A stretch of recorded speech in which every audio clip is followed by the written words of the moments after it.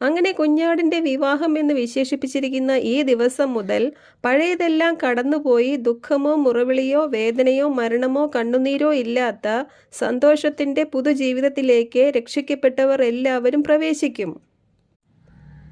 അങ്ങനെ സ്വർഗത്തിലെ പോലെ ഭൂമിയിലുമാകും, അഥവാ സ്വർഗവും ഭൂമിയും ഒന്നാകും. ഇതിനെയാണ് കുഞ്ഞാടിൻ്റെ വിവാഹം എന്നും പറഞ്ഞിരിക്കുന്നത്. ഇതാണ് ബൈബിളിൻ്റെ ക്ലൈമാക്സ്. സ്വർഗത്തിൻ്റെയും ഭൂമിയുടെയും മധ്യേ വന്ന് നിൽക്കാൻ പോകുന്ന ഈ സിറ്റിയിൽ സ്വർഗീയ പൗരന്മാരും ഭൗമിക പൗരന്മാരും ഉണ്ടായിരിക്കും. ഇതിലെ സ്വർഗീയ പൗരന്മാരാണ് നമ്മൾ. എത്ര ത്രില്ലിംഗ് ഫ്യൂച്ചറാണ് ദൈവം നമുക്കായി ഒരുക്കിയിരിക്കുന്നത് എന്നോർക്കുക. ഈ സ്വർഗീയ സിറ്റിയിലെ സ്വർഗീയ പൗരന്മാരാകാനും ഭൂമിയിൽ നിന്നുള്ളവരുടെ മേൽ ആധിപത്യമുള്ളവരാകാനും സാധിക്കണമെങ്കിൽ അതിനായി അനുവദിക്കപ്പെട്ട സമയം ഇതാണ്, ഇപ്പോഴാണ്. അതിനായി അനുവദിച്ചിരിക്കുന്ന ദൈവകൃപ